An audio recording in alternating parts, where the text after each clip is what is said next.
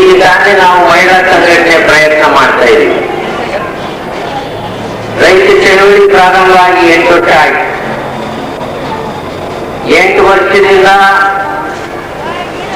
ನಿಮ್ಮ ಮಕ್ಕಳಾದಂತ ರೈತರು ಏನು ಹೋರಾಟ ಮಾಡ್ತಿದ್ದಾರೆ ಅನ್ನೋದ್ರ ಬಗ್ಗೆ ನಿಮಗೆ ತಿಳುವಳಿಕೆ ಇರಬೇಕು.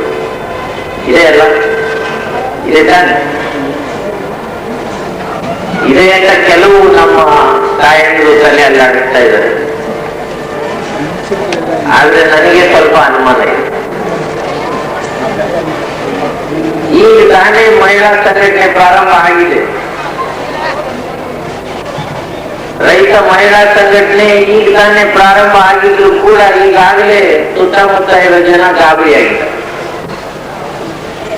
ಇದನ್ನ ತಿಳ್ಕೋಬೇಕು ನಮ್ಮ ರೈತ ಮಹಿಳೆಯರು ಹಾಗೂ ಅವರ ಸಂಘಟನೆ ಮಾಡ್ತಾರೆ. ಇವತ್ತಾದಂತ ಒಂದು ಘಟನೆಯಲ್ಲಿ ನಾನು ಉದಾಹರಣೆ ಹೇಳ್ತೀನಿ. ಇದು ಹೊರಗಿನವ್ರಿಗೆಲ್ಲ ನಮ್ಮ ರೈತ ಕಾರ್ಯಕರ್ತರಿಗೂ ಎಷ್ಟು ಹೇಳ್ತಿರೋದು ಮತ್ತೆ ರೈತ ಮಹಿಳೆಯರಿಗೂ ಎಷ್ಟು ಹೇಳ್ತಿರೋದು. 8 ವರ್ಷದಿಂದ ರೈತ ಚಳವಳಿ ಏನ್ ಮಾಡ್ತು, ಯಾತಕ್ಕೋಸ್ಕರ ಹೋರಾಟ ಮಾಡ್ತಾ ಇದೆ ಅನ್ನೋದು ನಮ್ಮ ಎಲ್ಲಾ ಹಳ್ಳಿಗಳಲ್ಲಿರೋ ಎಲ್ಲಾ ಮಹಿಳೆಯರಿಗೆ ಗೊತ್ತಿದೆ ಅಂತ ಮಾತ್ರ ನನಗೆ ಇನ್ನೂ ವಿಶ್ವಾಸ ಮೂಡಿಲ್ಲ. ಅದನ್ನ ನಿಮಗೆ ತಿಳ್ಕೋಕ್ಕೋಸ್ಕರ ನಮ್ಮ ರೈತ ಕಾರ್ಯಕರ್ತರು ತಿಳ್ಕೋಕ್ಕೋಸ್ಕರ ಇದನ್ನ ಹೇಳ್ತಾ ಇರೋದು. ನಾನು ಈ ಮಾತನ್ನು ಯಾಕೆ ಹೇಳ್ತಿದ್ದೀನಿ ಅಂದ್ರೆ ನನ್ನ ಮನಸ್ಸಿನಲ್ಲಿರೋ ಆಸೆ ಏನು, ಮಹಿಳಾ ಸಂಘಟನೆ ಇನ್ನೂ ಒಂದು ಶಿಸ್ತಿನ ಸೈನ್ಯಾಗಿ ಆಗ್ಬೇಕು. ಇದರಲ್ಲಿ ಆವಾಗ ಕ್ರಾಂತಿ ಬಹಳ ಬೇಗ ಆಗ್ತದೆ ಅನ್ನೋ ವಿಶ್ವಾಸ ನನಗೆ ಇರೋದ್ರಿಂದ, ಆಸೆ ಇರೋದ್ರಿಂದ ಈ ಮಾತು ಹೇಳ್ತಿದ್ದೀನಿ. ಯಾರು ಬೇಜಾರು ಮಾಡ್ಕೋಬಾರ್ದು. ಪ್ರಾರಂಭದಲ್ಲಿ ನಾವು ಈ ರೈತ ಹೋರಾಟದಲ್ಲಿ ಕಾಂಗ್ರೆಸ್ ಸರ್ಕಾರ ಮತ್ತು ಜನತಾ ಸರ್ಕಾರದ ಪೊಲೀಸರು ಗುಂಡಿಗೆ ಬಲಿಯಾದಂತ 140 ಜನ ರೈತ ಸ್ನೇಹಿತರಿಗೆ ಗೌರವ ಸೂಚಿಸುವಂತ ಮೌನ ಆಚರಣೆ ನಿರ್ಣಯ ಮಂಡಿಸಿದಾಗ ಆ ಭಾಗದಲ್ಲಿ ಸ್ವಲ್ಪ ಆ ನಿರ್ಣಯದ ಬಗ್ಗೆನೂ ಅವರು ಕೇಳಿಸ್ಕೊಂಡಂಗೆ ಕಾಣಲಿಲ್ಲ. ಮೌನವಾಗಿರೋದ್ರ ಬಗ್ಗೆನೂ ಅವರೇನು ಕಾಳಜಿ ವಹಿಸಲಿಲ್ಲ. ನಾವೆಲ್ಲ ಎದ್ದು ನಿಂತು ಮೌನವಾಗಿರುವಾಗ ಅವರೆಲ್ಲ ನೀರು ಕುಡಿಯುವಂತ ಗಲಾಟೆನಲ್ಲಿದ್ರು.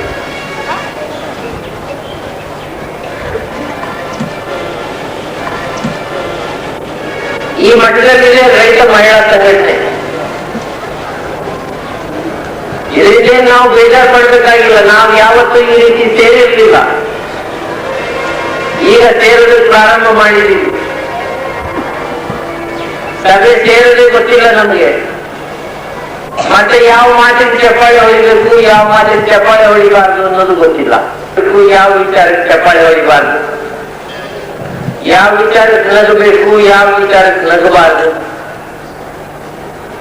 ಇದನ್ನು ಗೊತ್ತಿಲ್ಲದೆ ಇರುವಂತ ಅಂತ ಸ್ಥಿತಿನಲ್ಲಿ ನಾವು ನಮ್ಮ ತಾಯಂದ್ರನ್ನ ಅಕ್ಕ ತಂಗಿರನ್ನ ಇದ್ದೀವಿ. ಗಂಭೀರವಾಗಿ ಬದುಕೋಕ್ಕೋಸ್ಕರ ನಮ್ಮ ದೇಶದ ನೆಲನ ನಮ್ಮ ದೇಶದ ರೈತ ಒಬ್ಬ ಬೇಸಾಯ ಮಾಡಿದ್ದಾರೆ. ಇದನ್ನ ಬಗಲ್ ಹುಕುಂ ಅಂತ ಕರೀತಾರೆ ಈ ಅವಿವೇಕಿಗಳು. ಕಾಂಗ್ರೆಸ್ನವರು ಕರೀತಾ ಇದ್ರು, ಜನತಾದವರು ಕರೀತಾ ಇದ್ರು. ಕೆಲಸ ಮಾಡ್ತೀವಿ, ಜಮೀನಲ್ಲೂ ಕೆಲಸ ಮಾಡ್ತೀವಿ, ಗಂಡಸರಿಗಿಂತ 2ರಷ್ಟು ಕೆಲಸ ಮಾಡ್ತೀವಿ, ನಮಗೆ 2ರಷ್ಟು ವೇತನ ಬೇಕು ಅನ್ನೋ ನಿರ್ಣಯನೂ ಆಯ್ತು, ಮಾತನಾಡುದು. ಅದನ್ನ ನೀವು ಸರಿಯಾಗಿ ವಿಚಾರ ಮಾಡಿದ್ರೆ ಈ ದೇಶದಲ್ಲಿ ರೈತ ಮಹಿಳೆಯರಿಗೆ ಯಾವ ಗೌರವ ಕೊಡಬೇಕು ಅನ್ನೋದ್ರ ಬಗ್ಗೆ ನಿಮಗೆ ಗೊತ್ತಾಗ್ತದೆ. ಅದರಲ್ಲಿ 3/4 ಭಾಗ ತಯಾರು ಮಾಡೋರು ನೀವು, 12ನೇ ಭಾಗ ತಯಾರು ಮಾಡೋರು ರೈತ ಮಹಿಳೆಯರು, ಈ 4ನೇ ಭಾಗ ತಯಾರು ಮಾಡೋರು ರೈತ ಮಹಿಳಾ ಅವ್ವ ಅಂತ ಕೊಟ್ಟಿದ್ದಾರೆ, ಸಾಲಗಾರನ ಮಗಳು ಅಂತ ಕೊಟ್ಟಿದ್ದಾರೆ ಅಲ್ವಾ? ಹೌದಲ್ಲ? ಆಗ್ಬೋದಾ? ಹೋಗ್ತೀರಾ? ಸಾಲಗಾರ ನೋವ ಸಾಲ ಮಾಣೆ ಪಟ್ಟಿ, ನಾನು ಸಾಲಗಾರ, ನನ್ನ ತಾಯಿ ಸಾಲಗಾರ್ತಿ, ನನ್ನ ಹೆಂಡತಿ ಸಾಲಗಾರ್ತಿ, ನನ್ನ ಮಗಳ ಸಾಲಗಾರ್ತಿ. ಒಪ್ಕೊಂಡ್ವಾ? ಹೀಗೆ ವಂಚನೆ ಮಾಡಿ ನಮ್ಮ ಮನೆ ಜಪ್ತಿಗೆ ಬರುವಂತ ಸರ್ಕಾರಗಳನ್ನ ಕಾಲಲ್ಲಿ ಒಲಿತಿರೋ ಇಟ್ಕೊಂತಿರೋ